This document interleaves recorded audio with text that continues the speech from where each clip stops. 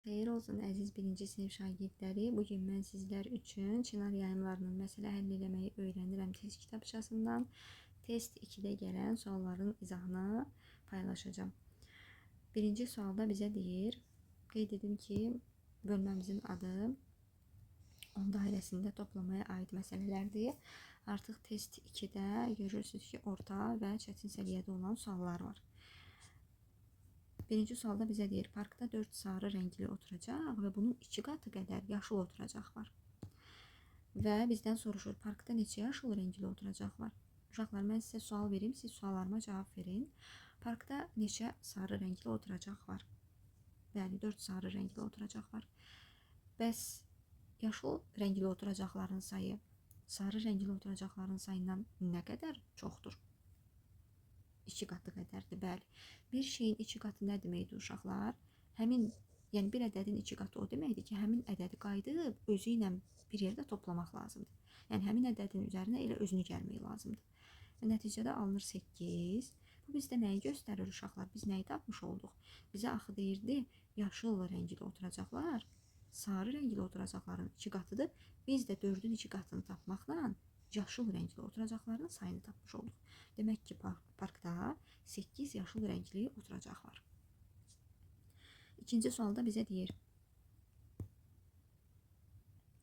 Deməli, delfinlərdən 3-ü suyun dərinliyindədir. Suda cəmi neçə delfin var? Uşaqlar, birinci biz şəklə baxmalıyıq. Şəkildə nə görürük? 2 delfin görürük. Və bizə bildirir ki, suyun dərinliyində 3 dənə də delfin var. Yəni, biz onu şəkildə görmürük.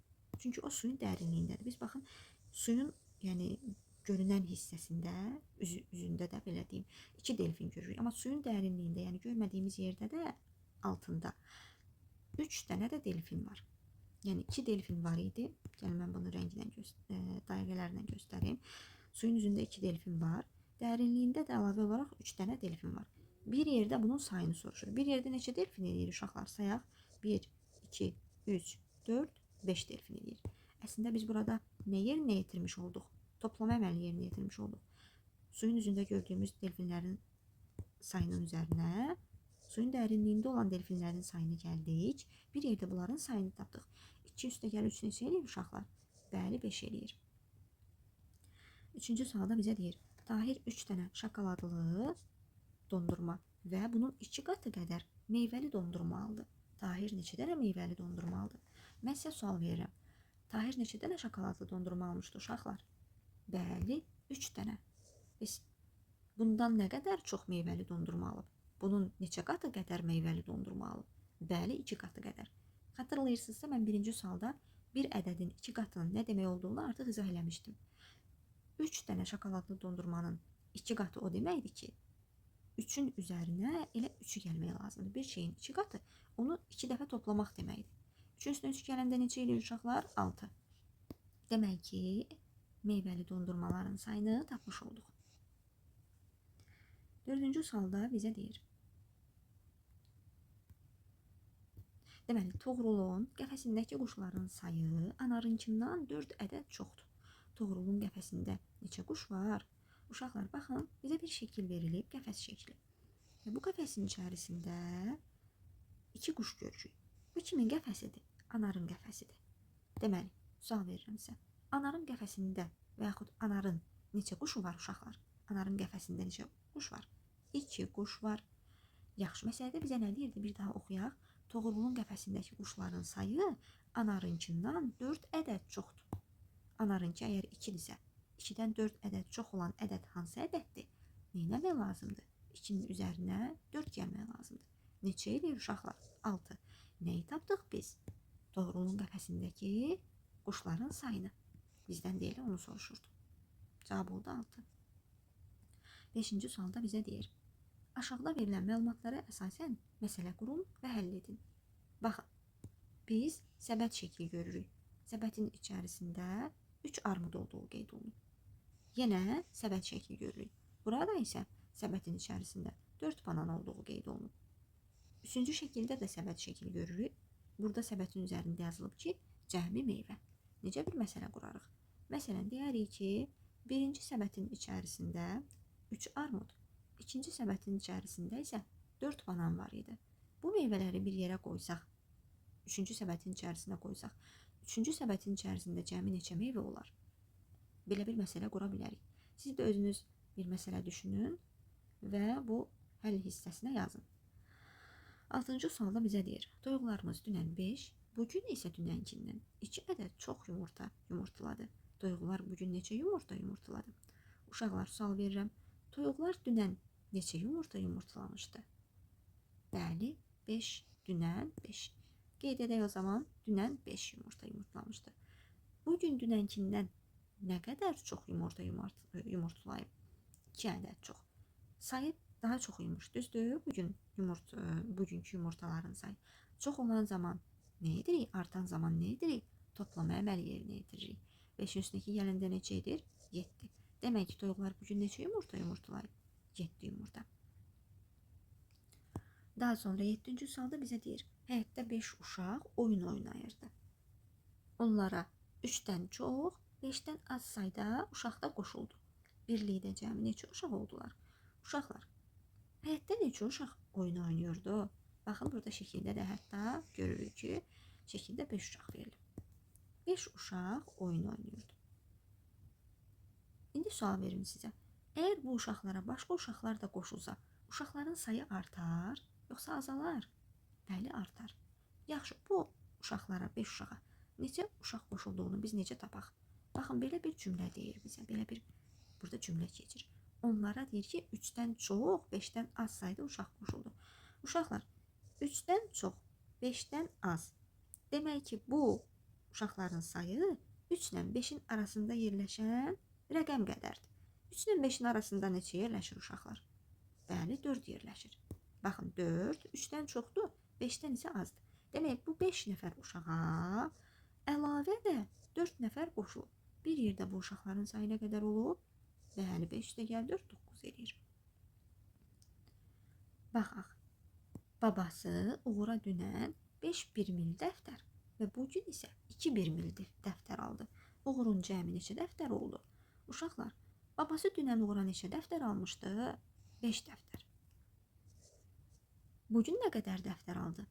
2 dəftər. Onda Uğurun dəftərlərinin sayı artar, yoxsa azalar?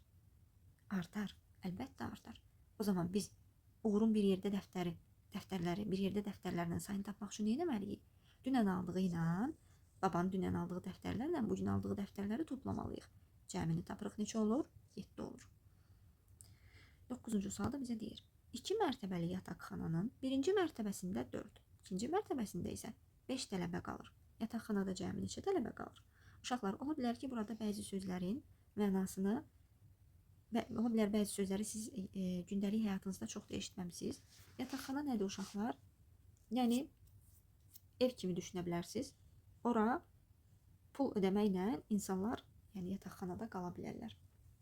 Həmin evin pulunu ödəyirlər və orada yaşayırlar. Tələbələr. Tələbə nədir? Universitetə gedən, universitetdə oxuyan gənclərə biz tələbə deyirik. Məsələn, siz məktəbdə oxuyursunuz, sizin adınız şagirddir. Amma siz 11-ci sinfi bitirəndən sonra universitetə qəbul olanda artıq sizə biz tələbə adı deyəcəyik, tələbə deyəcəyik.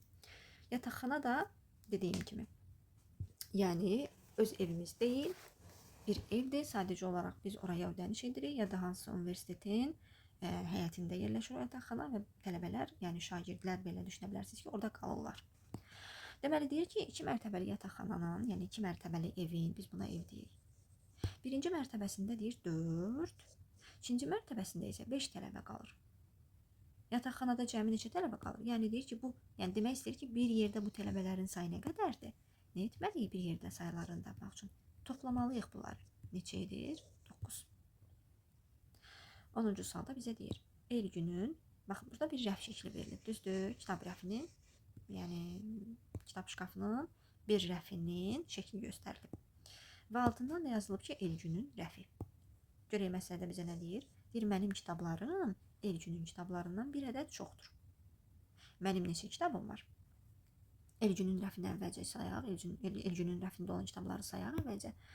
Baxın, deməli, 1, 2, 3, 4, 5, 6, 7. Deməli, uşaqlar, Elgünün neçə kitabı var? 7 kitabı var. Bəs mənim kitablarım Elgünün kitablarından çoxdur, yoxsa azdır?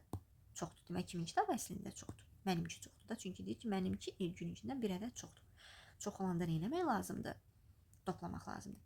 Elgünün kitablarından çoxdursa deyirsə, o zaman Elgünün kitablarının üzərinə 1 gələrəm. Nəyi taparam? Mənim kitablarımın sayını. 11-ci məsələdə bizə deyir, tamaşa salonunda hər sırada əvvəlkindən 2 ədəd çox oturacaq var. Birinci sırada 6 oturacaq varsa, ikinci sırada neçə oturacaq olar?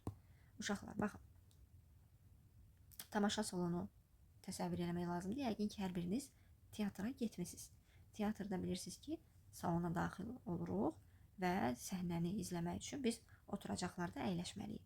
Orada sıralarla oturacaqlar olur. Birinci sırada deyir 6 oturacaq var.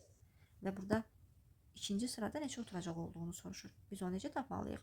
Baxın, burada belə bir cümlə keçir. Deyir ki, hər sırada əvvəlkindən 2 ədəd çox oturacaq var. Deməli, birinci sırada 6 oturacaq varsa, ikinci sırada axı hər sıra özündən əvvəlkindən 2 ədəd çoxdur. Onda ikinci sıra birinci sıradakından 2 ədəd çoxdur. Nə etmək lazımdır? Demək, ikinci sırada daha çox oturacaq var. Neçə eləyir bu? 8 oturacaq eləyir. Həll etməyimiz üçün belə bir şəkil verilib. Burada qeyd olunub 12, 13 və 14-cü məsələləri aşağıdakı şəkillər əsasən həll edin. Şəkildə görürük ki, bir bazar təsvir olunub. Bazarda qəssab var, ət satır. Tərəvəz satan satıcı var. Meyvə satan satıcı var və şirniyyat satan satıcı var. Və hər bir satıcının yanında da yəni müştərilər var. Bunlar müştərilərdir. Görürsünüz, sıraya düzülüblər. Gəliblər bazardan nəsə almağa. Müştəri və yaxud alıcı da deyə bilərik buna. 12-ci məsələdə indi bizə deyir ki, tərəvəz və meyvə alan alıcılar cəmi neçə nəfərdir? İndi baxaq. Tərəvəz harada satılırdı? Baxın burada. Neçə nəfər alıcı görürük biz burada? 1 nəfər alıcı. Meyvə satılan yer haraydı biz? Buraydı. Və burada neçə nəfər alıcı görürük uşaqlar? Baxın, 4 nəfər görürük. 4 nəfərdilər. İndi bunların bir yerdə sayına qədərdir. 1 alıcı tərəvəz alır. 4 alıcı isə meyvə alır. Bir yerdə neçə nəfərdilər? 5 nəfərdilər cəmi. Əlavə 4 nəfər də ət alarsa, 13-də deyir ki, əlavə 4 nəfər də ət alarsa, cəmi neçə nəfər ət alar? Baxaq, ət satılan yerdə görürük ki, neçə nəfər alıcı var? 2 nəfər. 2 nəfər var idi. 4 nəfər də əlavə ət alsa, 4 nəfər də yəni qoşulsa olaraq bir yerdə sayıları neçə olar? Cəmi neçə olar bunlar? 6 nəfər olarlar. 14-cü məsələdə deyir ki, dünən 6 uşaq, bugün isə şəkildə göstərilən sayda uşaq konfet alıb. 2 gündə cəmi neçə uşaq konfet alıb? Dünən neçə nəfər uşaq konfet almışdı uşaqlar? Məsələdə bizə dedi ki, 6 uşaq. Yazırıq 6. Bugün isə şəkildə göstərilən sayda uşaq konfet alıb. Baxaq, şəkildə neçə nəfər var? 3 nəfərdə görürsünüz ki, bugün demək 3 nəfər konfet alıb. Dünən və bugün bir yerdən neçə nəfər uşaq konfet alıb? 6 və 3-ü toplamaq lazımdır. Alındı 4. Yəni biz buna 2 gündə cəmi neçə uşaq konfet alıb sualın cavabına deyəcəyik, cəmi 9 nəfər uşaq konfet alıb. Bugünlük bu qədər uşaqlar. Ümidvaram sizin üçün faydalı oldu mənim izahlarım. Əgər videoların davamlı olmağını istəyirsinizsə, videoları like eləməyi, kanala abunə olmağı, eyni zamanda videoların aşağısında rəy yazmağı unutmayın. Hələlik.